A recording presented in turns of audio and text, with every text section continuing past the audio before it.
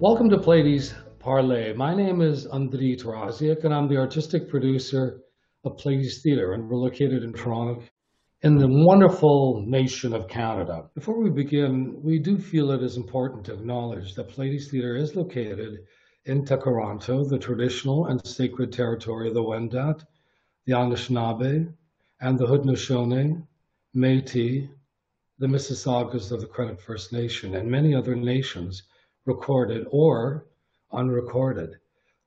This territory is the subject of the Dish with One Spoon Wampum Belt Covenant. These nations have taken care of this land for countless generations. They continue to do so today, and they will do so for generations to come. We're grateful to be able to work, live, create, and grow on this land.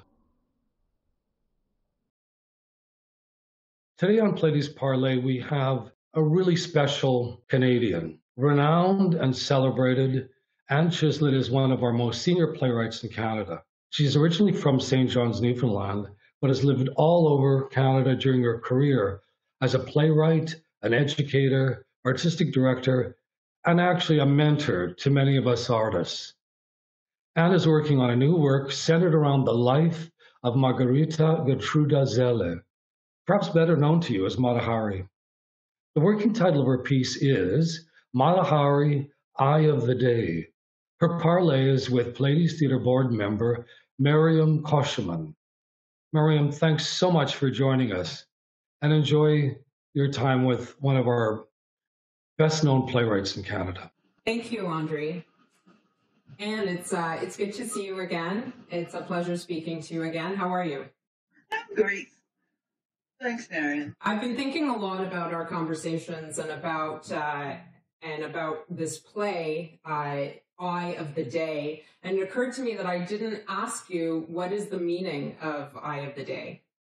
Well, it actually refers to the sun, and it was a sign that was part of the culture of Java, where Mata Hari invented Mata Hari, she became attracted to the phrase and liked it, and she then used that name. Mata Hari is a literal translation of Eye of the Day. Oh, okay. It means dawn, essentially. Right. But, right. The sun or dawn, you know. So she's a really enigmatic figure of history. You know, she's on the one hand, she's a spy, a double agent, but I think what she's known best for is being sexualized, a kind of like archetypal femme fatale is how she's always described. At the same time, a lot of people think she's innocent and that she was actually just a pawn or a scapegoat of France. Did you find that dichotomy to be, where the richness of the story would come from? Well, they're really two separate issues, whether she was a spy or not, whether she was an effective spy or not, whether she was an intentional spy or not. That's where guilt or innocence comes in. She certainly was a femme fatale. What attracted me is her name was Margarita Zelle. She was known as Magritte. And when Magritte, she had a very privileged childhood. But it all came apart when she was 16. She ended up being sent to learn to be a kindergarten teacher of all things. And while there, she was caught in a romantic embrace with the principal of the school. Now, she at the time was 16. He was 49, I think, or 50. And she was expelled. And it was a big scandal. It was public. She was publicly humiliated, called all sorts of bad names, and deemed unmarriageable. Nothing happened to him at all. He had no consequences. We would look at that entirely differently today. She would be regarded as an innocent, as a victim. So, and that really changed, of course, her life significantly, because from that point on, her godfather was furious with her. She was the one he was living with because her own family had broken up. The mother had died, the father remarried. She was living with her godfather. Then after the scandal, he sent her away. She went to live with her uncle. Clearly, the uncle didn't like her very much either, or liked her too much. We don't know which. I have no idea. But she didn't get on with either of these families. And she answered an ad in the paper for somebody who was wanting to find a wife and go out to Indonesia, Dutch East Indies as they were then. And at 18 years old, she married this total stranger, more or less, having met him only for a week or so after they had this paper. He was 40, he was an army officer, and needless to say, things went downhill from there.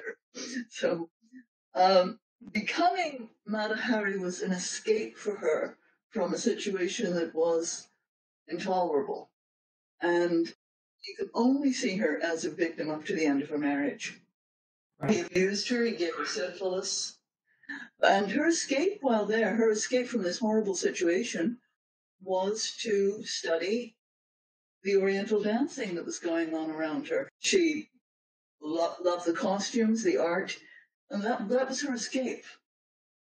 When she left the marriage, and it was really abusive, it was horrible. She had to get out. She had 2 children, one of whom died at that point. The little girl, she couldn't keep, the husband got control of her. She ended up on her own in Paris. Every sort of tragedy or difficult point that she faces, she rises above it and sort of uses it to move a step forward. Now, she obviously can't move past the execution, but actually her legacy lived on past the execution. But what is interesting is I've set the play in, not in any exotic locations, but in the jail cell on the night before her execution. We'll go to several exotic locations from that, but I'm focusing it on the night before her execution. She is visited by a woman she became very close to during the 6 months she was in prison, an elderly nun. I don't know how elderly she's going to be in the play, but Sister Leonide became her best friend and was with her, in fact, on the field when she was being executed. She went right with her. She walked her to the stake. So tell me about discovering Sister Leonide, because in a way it seemed like you weren't expecting her, and she was sort of a happy discovery when you were doing the research that here's this perfect foil for Marguerite. Because when you describe Sister Leonide, you use the words ideal, virginal, pious, compliant, and then here's Marguerite, or Mata Hari, who is, you describe her as treasonous, condemned whore. So these 2 characters meeting and bouncing off each other must have been really exciting. I know nothing about Sister Leonide other than that she was with her, looked after her in prison, and she would actually have been a guard at the prison, employed by the prison, the nuns ran the prison. All we know about her is that she was guarded her for the days, that they became very close, that she went with her to the execution, and you can see a photograph of her, though I can't see her face very well,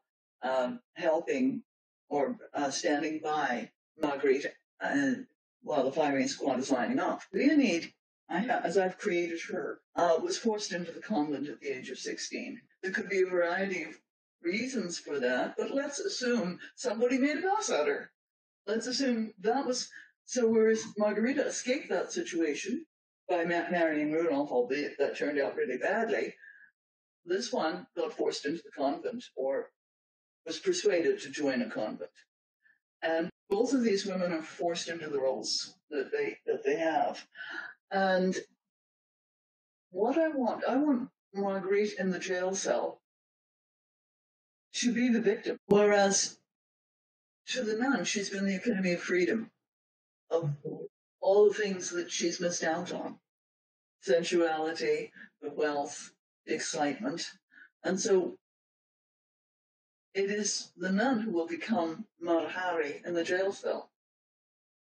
And her job will be to inspire Marguerite Hazel to take up the role again, and her execution's quite famous because she was so brilliant at the execution, and turning it into a theatrical flourish, and blowing kisses to the guards, and just being again the triumphant femme fatale. I think the last time we talked, I asked you, isn't this just the illusion of power or the illusion of strength to say, look what I've overcome, when really you didn't have options, your options if you were the victim of, let's say, abuse or assault were to go to the convent or marry your abuser or whatever, right? And so it feels like limited options. And I thought, is she just deceiving herself so that she can continue to move forward, to continue to have these triumphs? But the more I think about it, the more I think that it was actually a real feat to continue moving forward, given how limiting her life could have been. That she did, in fact, have a life of adventure, and maybe she wasn't a great spy, but we will all remember her for, hundreds of years going forward. I would think. I think we'll leave it to the audience to make the final judgment on that. You don't want to... Right. Yeah. We've presented the options. This is how I see it. How do you want to see it? There's Leonide's view. There's Margaret Zell's view. They will have their own view. We ask the questions. We don't necessarily provide the answers.